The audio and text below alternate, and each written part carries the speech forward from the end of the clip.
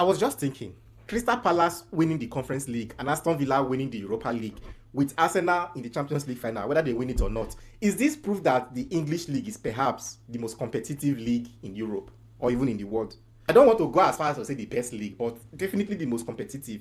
Because one thing I've noticed is that English teams are always favorites in those second-tier European competitions, whether it's Europa League, Conference League. English teams are always favorites. The people who give English league problem most of the time are other Champions League teams who drop down there. And then when you take that aside, Crystal Palace and Aston Villa are by no means big teams in England. They are not top teams in England, but they are teams that are decent enough and they can conquer the rest of Europe. If you look at the teams that trouble Premier League teams in the Champions League, they are mostly teams that you will regard as the best teams in Europe, the likes of PSG, Madrid, Barca. So I think there's definitely an argument there to be made that maybe the Premier League is actually the best league in Europe.